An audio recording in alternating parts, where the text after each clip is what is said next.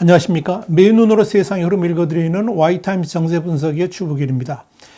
우리가 푸틴을 너무 몰랐다. 이 독일 정치권에서 최근 쏟아져 나오는 탄식입니다. 영국의 BBC 방송이 현지 시간으로 18일 이런 보도를 했습니다. 독일 정치권에서 그동안 블라디미르 푸틴 러시아 대통령을 제대로 알지 못했다는 자성의 목소리가 나온다. 이렇게 보도해서 주목을 끌었습니다. BBC는 그러면서 이 러시아가 우크라이나를 침공한 이후에도 독일은 대러 제재에 발벗고 나서지는 않는 듯한 행보를 고수했는데 점점 이런 언행 불일치가 잘못된 것이라는 자아 비판이 거세지고 있다. 이렇게 보도를 한 겁니다. BBC는 이어서 프랑크 발터 슈타인마이어 독일 연방 대통령은 지난 6일 현지 방송에서 그간 러시아와 교역하고자 러시아산 에너지를 썼던 것이 실책이었다. 이렇게 실토를 했다라는 이야기도 방송을 했습니다. 특히 그동안에 독일 정부가 취해왔던 친러시아, 친푸틴 정책에 대한 반성의 목소리는 대통령이 속해 있는 열린여당이죠. 사회민주당, 그러니까 SPD에서 갈수록 커지고 있다는 점에서 주목을 끕니다. 닐스 슈미트 SPD 외교정책 대변인은 우리가 30년에 걸쳐 러시아와 대화, 협력을 강조했다는 걸 씁쓸한 심정으로 시인한다 그러면서 이제 우리는 그게 작동하지 않았다는 걸 인정해야 된다. 왜냐하면 우리는 새로운 유럽 안보 시대로 진입했기 때문이다. 이렇게 말을 했습니다. BBC에 그렇게 말한 겁니다. 슈미트 대변인이 이어서 당분간은 러시아를 상대로 협력은 이루어지지 않을 것이고 대신 억제, 저지가 늘어날 것이며 필요하다면 이 러시아의 맞선 방위가 이루어질 것이다. 이렇게 강조를 했습니다. BBC는 그러면서 러시아에 대한 이런 분위기는 러시아가 우크라이나를 침공하기 전인 7주 전까지만 해도 예상하지 못했던 것이다. 그러면서 이 러시아군 공격을 받은 우크라이나 도시의 참상이 드러나고 독일에 여성과 어린이 유지에 피난민 수십만 명이 도착하면서 독일에서는 점점 우크라이나 전쟁이 남의 일 같지 않게 느껴지게 됐다라고 설명했습니다. 바로 이제 그런 모습이 2차 세계대전 당시에 러시아군을 피해서 피난길에 올랐던 독일인의 모습으로 투영되면서 이제 독일 내에 엄청난 파문을 일으켰다 하는 그런 내용입니다. 이 미국의 정치 매체인 팔리티코는 지난 3월 28일 이런 보도를 한 게 있습니다. 푸틴의 유용한 독일 바보들 이런 제목의 기사를 냈는데요. 여기서 이 OCD 폴리틱 그러니까 이 동방 정책이라든지 교류를 통한 변화 같은 1970년대 데탕트 정책이 향수에 눈먼 그 시대의, 그 세대의 모든 독일 정치인이 지금의 독일의 딜레마를 안겨다 주었다라고 꼬집은 겁니다. 다시 말씀드려서 구소련 공산권과의 대화와 교류가 냉전 정식으로 이어졌다는 일종의 전설에 심취한 독일 엘리트들의 노스텔지아가 대러 정책을 그르치게 만들었다 하는 것이 팔리티코의 분석이었습니다. 이 독일과 러시아가 가스관으로 묶이면서 상호 의존도를 높이게 되면 평화가 올 수 있다 하는 믿음, 대화와 교류로 적대적 상대도 변화시킬 수 있다는 그 믿음을 메르켈을 포함한 독일의 엘리트들이 가지고 있었다 하는 지적입니다. 사실 지난해 이 독일과 러시아를 잇는 이 노르드스트림 2 가스관 연기를 앞두고 조 바이든 미국 대통령은 적극적으로 반대를 했습니다만은 당시 이 메르켈 총리는 러시아는 독일과 이미 경제적 위대로 유럽 국가나 다름없는 처지가 되었다 그러면서 러시아로 인해 평화가 깨지는 일은 없을 것이고 독일이 이걸 보장한다라고 설득을 했습니다. 그래서 바이든 대통령이 어쩔 수 없이 결국 이 노르드스트림 2 가스관 연결에 동의하게 만든 겁니다. 그런 메르켈 전 총리와 프랑스의 니콜라 사르코지 대통령은 지난 2008년 우크라이나의 나토 가입을 반대해서 무산시키기도 했습니다. 바로 러시아 푸틴의 강력한 반대에 그들이 손을 들어주었기 때문에 그런 거죠. 당시 그들의 반대의 명분이 뭐였냐면 우크라이나의 나토 가입이 평화를 해칠 수 있다. 이런 이유를 들었었습니다. 그런 메르켈과 사르코지를 향해서 젤렌스키 우크라이나 대통령은 지난 3일 이날은 나토 정상회의가 독일과 프랑스의 반대로 우크라이나에 퇴짜 놓은 지 14년째 되는 날이라 그러면서 독일에 돌직구를 날렸습니다. 그러면서 14년간 계속된 대러 양보 정책이 결과를 보여주기 위해서 메르켈과 사르코지를 민간인 대학살이 확인된 부차로 초청한다라고 말을 했던 겁니다. 사실 독일은 그동안에 이 러시아 푸틴의 속내를 깨닫고 친러시아 정책의 재검토를 할 수 있는 기회들이 여러 번 있었습니다. 지난 2008년에는 푸틴이 조지아를 침공했고 2015년에는 우크라이나의 크림반도를 합병했지요. 또 때때로 방사성 물질 폴로늄이나 이 화학무기 노비촉 같은 것으로 정적 제거를 시도하기도 했습니다. 자, 이런 이유 때문에 미국은 물론이고 우크라이나, 폴란드 등은 러시아와 독일의 경제적 유대를 깊게 만든다는 이 노르드스트림2에 줄곧 반대를 해왔던 겁니다.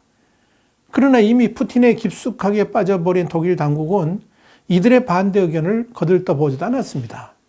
그래서 슈레더로부터 시작해가지고 메르켈까지 16년간이나 친러시아, 친푸틴 정책을 고수해왔던 겁니다. 그런 와중에 독일은 2011년 후쿠시마 원전 사태를 보면서 탈원전을 과감하게 시도했지요. 그리고 러시아산 가스에 전적으로 매달리게 됩니다. 또 이를 신속하게 받아들이기 위해서 무려 1225km에 이르는 가스관이죠. 노르드스트림2를 완공하게 이른 겁니다. 그렇다면 그 결과가 지금 어떻게 나타나고 있을까요? 독일이 올해 러시아산 석유와 가스 수입 대금으로 거의 320억 유로, 우리나라 돈으로 한 43조 원 정도를 지급할 것이다. 이런 추산이 나왔습니다. 주이트 도이치 자이통, SZ라고 그러죠. 이 주이트 도이치 자이통이 19일 환경단체 그린피스가 추산한 결과를 인용해서 보도한 바에 따르면 이 독일의 러시아산 석유 수입 대금은 전년 114억 유로, 한 15조 3천억 원에서 올해 143억 유로로 늘어났습니다.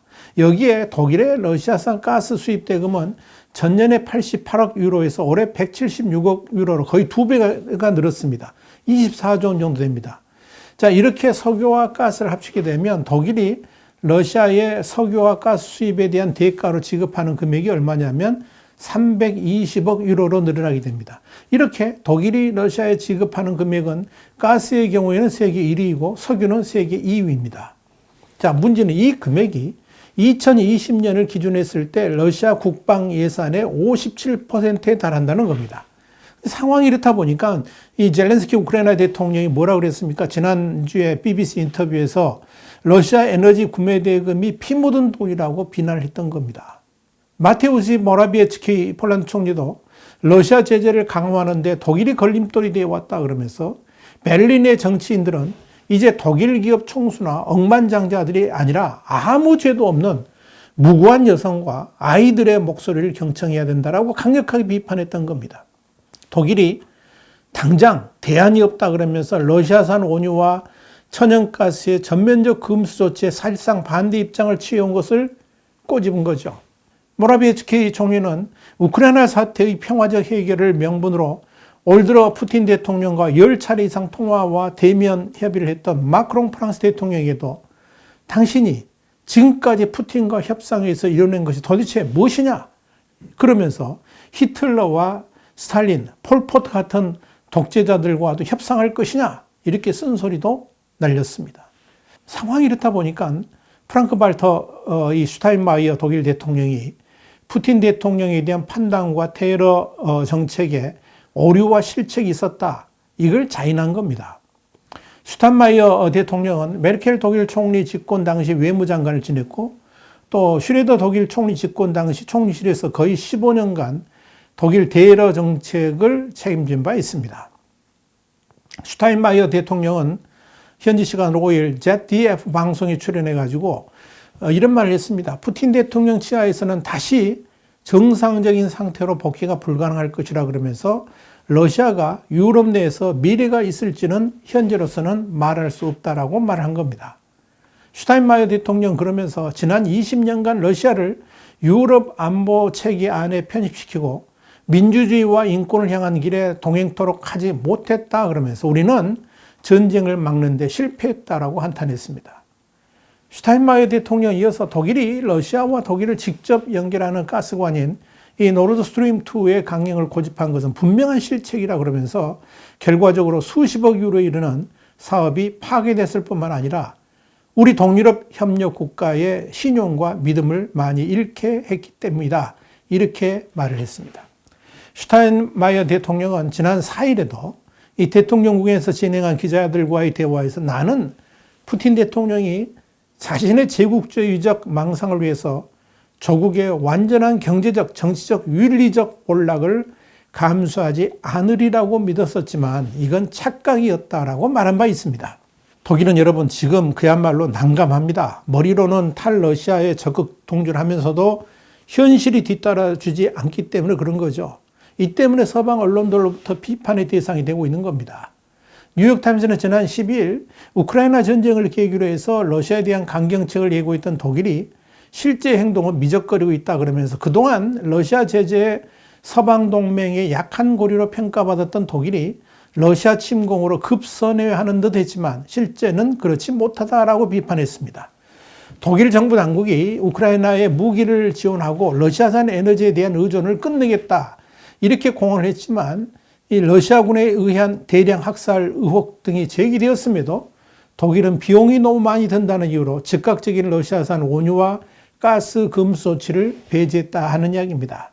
이런 상황을 가리켜서 캐르버 재단의 정치과학자인 리아나 픽스는 이것은 독일이 자초한 딜레마라고 지적을 한 겁니다. 이렇게 독일을 향한 비판이 서방 세계에서 강해지니까 독일은 더디고 조심스럽지만 우크라이나를 지원하는 방향으로 움직이고 있습니다. 러시아가 우크라이나 민간인을 집단 학살한 정황이 드러나면서부터 그렇게 변하기 시작한 겁니다. 울라프 숄츠 독일 총리는 지난 6일 연방 하원 연설에서 이런 전쟁 범죄를 저지른 당사자와 이를 명령한 이들은 책임을 져야 할 것이다 그러면서 이후에 새로운 제재로 러시아에 대한 압박 수위는 더 높아질 것이고 러시아가 이 전쟁에서 패배하도록 하는 게 우리의 지속적 목표다라고 선언을 했습니다.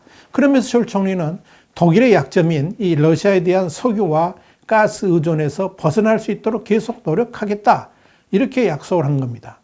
이는 그동안 러시아 에너지 제재 동참을 주저해왔던 독일의 입장 변화를 시사하는 것으로 주목을 받고 있습니다. 실제로 독일은 최근 에너지 수입선 다변화를 위해서 카타르 또 아랍에미레이트 그러니까 UAE하고 에너지 협정을 체결하는 등 러시아 의존을 줄이려고 하는 노력에 착수를 했습니다. 이에 대해서 젤렌스키 대통령은 독일의 태도를 비판하면서도 10일 숄츠 총리와 통화를 한 다음에 이 우크라이나에 대한 독일의 입장이 호의적으로 바뀌었다라고 평가하기도 했습니다. 여러분 독일의 이런 변화는 앞으로 러시아의 국가 장기 전략에도 엄청난 영향을 끼치게 될 겁니다. 러시아가 유럽에서 독일이라는 지렛대를 잃게 된다는 것은 엄청난 손실이자 더 이상 유럽과 한 배를 탈 수 없다는 신호이기도 하기 때문에 그렇습니다. 그렇다면 러시아의 앞날은 결국 고립밖에 없을 겁니다. 미국과 나토는 이미 러시아의 완전한 외교적 고립을 목표로 중장기 계획을 짜기 시작했습니다. 워싱턴 포스트가 17일 보도한 내용이 그렇습니다. 이런 국제사회의 고립에 러시아가 과연 푸틴이라는 이름을 계속 내세우면서 국가 운영을 할 수가 있을까요? 여러분 어떻게 생각하십니까? 와이타임 정세 분석이었습니다. 다음 시간에 다시 뵙겠습니다. 감사합니다.